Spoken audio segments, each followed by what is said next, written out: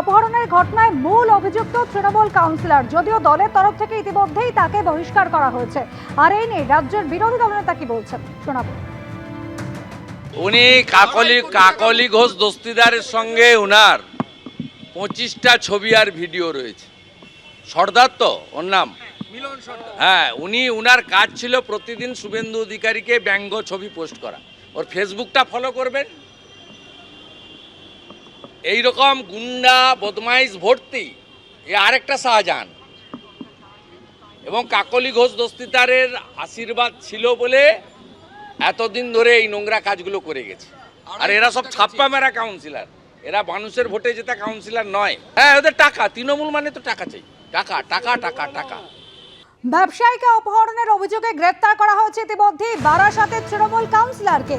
ত্রিপুরার এক ব্যবসায়ী, তাকে অপহরণের অভিযোগে কাউন্সিলর সহ 7 জনকে গ্রেপ্তার করা হয়েছে। আর 2রা সেপ্টেম্বর যে ঘটনা ঘটেছিল সেই ঘটনার জেরে তাকে গ্রেপ্তার করা হয়েছে। আর এই নিয়ে চাঞ্চল্যকর তথ্য সামনে আসছে। ব্যবসায়ীকে অপহরণের মূল চক্রান্তকারী তৃণমূল কাউন্সিলর মিলন সর্দার এর আগেও ব্যবসায়ীকে অপহরণ করেছিলেন।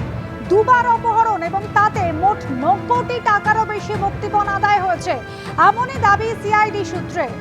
অপরাধ জগতে ঢোকার পর ফুলে ফেপে ওঠে কাউন্সিলরের সম্পত্তি। এমনকি কয়েক মাস আগে 50 লক্ষ টাকা দিয়ে বাড়ি কিনে মেস ভাড়া দেওয়া হয়। বারাসাতে একাধিক জমি রয়েছে তৃণমূল কাউন্সিলরে, এমনই খবর পাওয়া যাচ্ছে। সমীরণ পাল আমাদের প্রতিনিধি রয়েছেন আমাদের সঙ্গে টেলিফোন লাইনে। সমীরণ, অর্থাৎ প্রথমবার নয়, এর আগেও অপরাধের অভিযোগ রয়েছে এই তৃণমূল কাউন্সিলরের বিরুদ্ধে, এমনকি 50 লাখ টাকা দিয়ে তিনি বাড়ি পর্যন্ত কিনেছেন। একেবারেই অনুষ্কা, এই গত 2 বছরের রীতিমতো ফুলে ফেপে উঠেছিলেন এই বারাসাত পুরসভার 2 নম্বর ওয়ার্ডের তৃণমূল কাউন্সিলর মিলন সর্দার।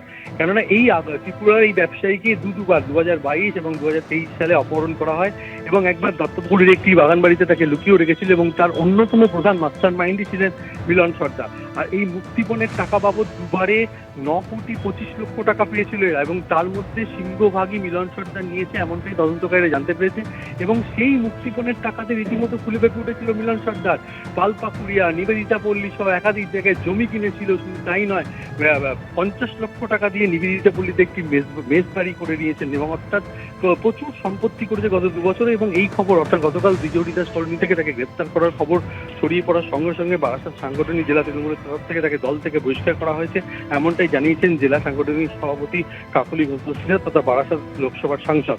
এই যে মিলন সর্দার গত কয়েকদিন আগে খড়দহের একটি অভিজাত আবাসন থেকে ত্রিপুরার এই ব্যবসায়ীকে অপহরণ করে নিয়ে আসা হয় বারাসাতের যশোর রোডের ধারে এই অভিজাত আবাসনের একটি ফ্ল্যাটে, সেখানে লুকিয়ে রাখা হয়েছিল। এবং শুধু তাই না, 2 কোটি টাকারও বেশি মুক্তিপণ চাওয়া হচ্ছিল। সিআইডি আধিকারিকরা গোপন সূত্রে খবর পেয়ে ওই ফ্ল্যাট থেকে ব্যবসায়ীকে উদ্ধার করে, এবং গাড়ির চালক সহ মোট 7 জনকে গ্রেপ্তার করা হয়। তাদের মধ্যে থেকে 5 জনের টিআই প্যাডেড হয়েছে। টিআই প্যাডেডে ওই অপহৃত ব্যবসায়ী তাদেরকে শনাক্ত করেছে, এবং সেই ঘটনায় জেরা করতে গিয়ে তদন্তকারীরা মিলন সর্দারের নাম জানতে পারে যে অন্যতম প্রধান চক্রান্তকারী হিসাবে, এবং সেই ঘটনায় মিলন সর্দারকে গ্রেপ্তার করা হয়েছে। আর কিছুক্ষণের মধ্যে ব্যারাকপুর মহকুমা আদালতে সিআইডি আধিকারিকরা তাকে পেশ করবে এবং নিজেদের হেফাজতে চেয়ে আবেদন জানাবে।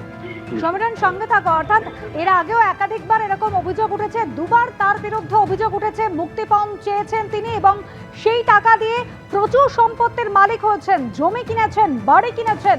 2বার অপহরণে মোট 9 কোটি টাকারও বেশি মুক্তিপণ আদায় করেছেন এই তৃণমূল কাউন্সিলর, যাকে ইতিমধ্যেই দল থেকে বহিষ্কার করা হয়েছে। সিআইডি সূত্রে দাবি যে অপরাধ জগতে ঢোকার পর ফুলে ফেপে উঠেছিল কাউন্সিলরের সম্পত্তি। কয়েক মাস আগে 50 লক্ষ টাকা দিয়ে বাড়ি কিনে মেস ভাড়া দিয়েছিলেন। একাধিক জমি রয়েছে, তার বাড়ি রয়েছে এই তৃণমূল কাউন্সিলরে।